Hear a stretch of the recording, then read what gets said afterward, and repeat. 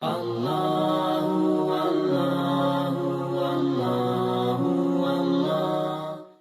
untuk memudahkan kita faham, saya ceritakan satu insiden yang pernah saya lalui. Dan insiden ini berlaku beberapa tahun lepas dengan seorang lelaki yang bernama Gayton. Dia bukan gay, nama dia Gayton. Dia berasal dari Belgium tetapi dia menetap di Kongo. Dia datang berjumpa, tak ada appointment dan sebagainya, kawan dia bawa dan sebagainya. Dia kata benda yang sama, kita hari ini manusia tak memerlukan wahyu. Orang dulu-dulu beribu tahun lepas, mereka memerlukan kitab suci sebab mereka bodoh. Hari ini manusia pandai. Kita boleh mencipta pelbagai teknologi. Dah boleh pergi ke bulan. Kita dah tak perlu. Kita boleh fikir apa yang baik, apa yang buruk dengan menggunakan akal kita. Akal, intelek dia kata. Maka tuan-tuan dan puan-puan, analogi yang saya gunakan ini, analogi ini dibawakan oleh Syekhul Islam Ibn Taymiyah rahimahullah. Dia kata, ini analogi yang sangat cantik. Maka saya bertanya kepada Gayton, brother, sebab kami cakap dalam bahasa English kan, dan hari ini kita tak ada subtitle kat bawah ni, jadi saya cakap terus dalam bahasa Melayu senang. Ya, tuan-tuan dan puan-puan, lalu saya bagi tahu kepada dia, brother, how good is your eyes? Is your eyesight good? Adakah penglihatan kamu bagus? Dia kata, excellent, I can see a lot of colours. I have no colour blind. Saya tak ada masalah buta warna. Cantik, saya tengok jauh, semua cantik, tak perlu pakai spek. Saya kata, that's very good. A lot of colours? Oh yes, a lot of colours. Lalu saya bagi tahu kepada dia, Gayton, brother, bagaimana sekarang ini di dalam bilik ini, dengan kawasan di luar, saya tutupkan semua lampu yang berada di luar. Apa yang kamu boleh nampak sekarang? Lalu dia kata, I will see nothing. Saya tanya balik kepada dia, why nothing? Kenapa tak boleh nampak apa-apa? Bukankah tadi awak kata bahawa mata awak ini boleh melihat segala-galanya, boleh melihat jauh, cantik, warna macam-macam. Sekarang kenapa tak boleh lihat? Tadi kan kata boleh lihat beribu-ribu color. Sekarang kenapa langsung tak boleh lihat? Dia kata, because there is no light. When there is no light, how my eyes can function? Kerana tak ada cahaya. Kalau bila tak ada cahaya, macam mana mata saya boleh berfungsi? Saya kata, saya setuju dengan awak, Gayton. Lalu saya bagi tahu kepada dia, you know what, Gayton? As a Muslim, sebagai Muslim, mata itu umpama akal yang mempunyai daya yang sangat hebat, yang sangat jauh, yang kemampuannya luar biasa.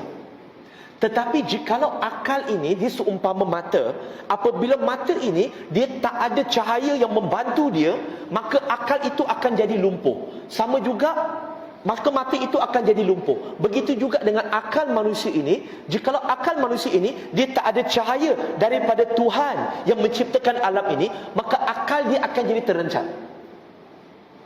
Dan dia faham apa yang saya maksudkan. Lalu dia menerima.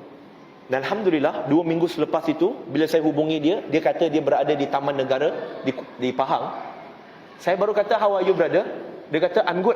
But by the way, I just want to tell you, I have converted myself. Dia telah mengucap syahadah sendiri. Dia kata, I have converted myself. Dari seorang yang tak percaya kepada Tuhan, dengan satu analogi yang mudah, dia faham keperluan adanya wahyu di situ. Maksudnya, kita sebagai Muslim, ada tak akal peranan dalam Islam? Ada ke tidak? Ada. Sebab itu antara maqasid syariah, objektif undang-undang di dalam Islam, ada beberapa.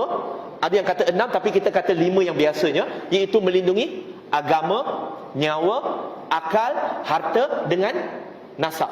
Akal kena dilindungi. Kenapa Islam melarang kita untuk meminum arak? Kerana bila rosaknya akal, fungsi manusia yang sangat penting ini, dia telah hilang. Dia tak boleh mengawal diri dia. Bukankah dalam Islam, tuan-tuan dan puan-puan, syarat untuk seseorang solat wajib, tapi dia ada syarat. Apa syarat dia? Akil baligh, dan dia mesti waras. Kalau untuk orang Jawa, waras tu lain sikit lah. Kabarin, waras. Tapi dia kena waras. Tapi kalau dia dah dewasa, dah akil balik, tapi tak waras, adakah dia mukallaf? Dia tak jadi mukallaf. Maksudnya, kedudukan akal dalam Islam itu ada, tetapi perlu dibimbing oleh Quran dan Sunnah. Contohnya, tuan-tuan dan puan-puan, akan banyak contoh insya-Allah. Isra' dan Mi'raj, ramai orang tak boleh terima. Termasuk non-Muslim, hatta sebahagian Muslim. Mereka merasakan benda itu tidak logik. Betul? Betul ke tidak? Sebab mereka kata, bagaimana Nabi Muhammad, mereka tak sebut sallallahu alaihi wasallam lah, sebab mereka bukan Islam, ada yang dah murtad. Dia kata, macam mana Nabi Muhammad, dia pergi ke Jerusalem, pergi balik satu malam, dan dikatakan dalam hadis itu yang dia sendiri kata, bahawa dia masih merasakan katil dia panas. Maksudnya, kalau kita bangun daripada tidur, berapa lama lagi katil kita panas? Sekejap je kan? Maksudnya perjalanan dia cepat ke tidak? Tetapi berapa banyak benda yang berlaku? Dia solat di situ, syurga pertama, kedua, ketujuh, ke Baitul Ma'mur, ke Sidratul Muntaha, naik turun, pergi diskaun, minta diskaun dengan Allah pasal solat. Berapa banyak benda dia buat? Betul ke tidak? Nampak logik tak? Logik ke tidak, tuan-tuan dan puan-puan? Nampak tak logik kan? Tapi sebenarnya tuan-tuan dan puan-puan, bukan tak logik. Dia tak logik kerana kita tak menggunakan sistem pemikiran.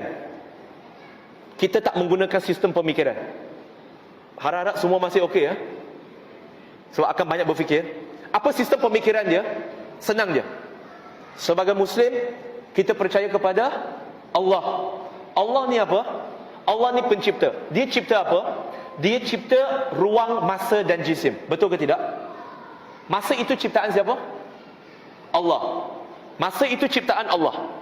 Maka jikalau masa itu ciptaan Allah Subhanahu Wa Taala, apabila Nabi SAW dijalankan dalam Isra' dan Mi'raj, dia melalui satu yang kita, kalau dalam term hari ini, dipanggil sebagai time traveler. Dia kembara kepada masa, laju. Sains, berapa banyak cerita sains kata time travelling. Is it possible? Kita tak kata ini adalah time travelling, tetapi kita kata masa itu diciptakan oleh Allah. Boleh tak Allah Subhanahu Wa Taala memberhentikan masa itu untuk Nabi sallallahu alaihi wasallam travel in the light of speed? Bayangkan setakat nak cerita tentang buruk. Buruk boleh melangkah sejauh mata memandang. Hari ini ada tak kenderaan sejauh mata memandang dia pum sampai sana? Tak ada. Tetapi buruk sejauh mata memandang, apa kelajuan dia? Bukan Mach 5, bukan Mach 10. How many Mach? Maksudnya Allah Subhanahu Wa Taala yang menciptakan masa. Allah boleh menjadikan masa itu statik untuk Nabi sallallahu alaihi wasallam untuk pergi dan balik, semuanya tidak bergerak kerana waktu itu adalah relatif untuk Allah Subhanahu Wa Taala. Maka kenapa Allah Subhanahu Wa Taala tidak boleh menjalan? Allah boleh menciptakan langit dan bumi dengan kun fayakun. Allah boleh menciptakan segala yang ada di dunia ini dengan dirinya. Kenapa dia tak boleh melakukan sesuatu begitu untuk Nabi yang dia cintai? Why not? Contoh, saya tak kenal adik ni, tiba-tiba dia minta 1 juta. Saya nak bagi tak? Saya tak nak bagi. Buat apa nak bagi kat dia? Tapi tuan-tuan dan puan, kalau saya ada 1 trilion ringgit, adakah susah sangat untuk saya bagi anak saya 500 juta? Ini 1 juta saya tak nak bagi. Tapi anak saya, boleh tak saya bagi 500 juta? Boleh ke tak boleh? Boleh. Sebab anak saya, anak kesayangan saya mampu bagi. Tetapi yang ini saya tak nak bagi, bukan kerana saya tak mampu bagi, kerana saya tak nak bagi.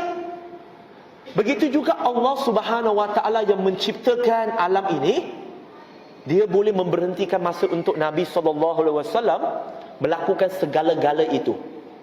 Sebab itu soalan yang paling tak logik yang datang ialah, sebelum Allah siapa? Selepas Allah siapa? Tahu kenapa soalan ni tak logik? Sekali lagi, afala taqilun, afala tazakarun. Penat malam ni. Tahu kenapa soalan ni tak logik, tuan-tuan dan puan? Masih ingat tadi saya sebut, alam ini ada beberapa elemen, ruang, masa, jisim. Masa adalah ciptaan Allah, betul? Sebelum Allah ciptakan masa, ada tak masa? Ada masa tak? Tak ada masa. Bukankah sebelum dan selepas itu merujuk kepada tempoh dan jangka waktu masa? Jadi sebelum Allah menciptakan masa, mana ada sebelum? Sebelum tu tak wujud. Faham ke tidak? Saya tengok semua, saya risau pula. Ini bukan nak promosi cara lepak tu. Tak, bukan. Ini nak bagi kita guideline dulu, tuan-tuan dan puan-puan, cara macam mana, walaupun setakat menggunakan logik, kita ada logik, kita ada akal, tetapi akal itu berpandukan Al-Quran dan Sunnah. Wahyu dulu. So far okey ya? Tak nak bagi sangat banyak contoh lah, nanti pening pula. Jadi tuan-tuan dan puan-puan, muslimin dan muslimat, masuk ke dalam topik. Masya Allah, 20 minit mukadimah baru masuk topik. Sebab apa tahu tuan-tuan dan puan? Sebab topik ini first time, dan saya tak nak ada ruang. Saya cuba meminimumkan ruang untuk sesiapa salah faham tentang topik ini, sehingga dia rasa akal tak boleh dipakai, ataupun dia terasa bahawa kita dahulukan akal sebelum wahyu. Tidak. Tidak. Muslim mendahulukan wahyu dulu. Surah Al-Baqarah, surah yang kedua, ayat 1 hingga 3. Alif Lam Mim, zalika kitabul la raiba fihi hudal lil muttaqin allazina yu'minuna bil ghaib. Alif Lam Mim, sesungguhnya kitab ini untuk orang yang bertakwa, dan mereka yang beriman ini, mereka beriman kepada benda-benda yang ghaib, yang melangkaui sempadan akal. Akal. Allah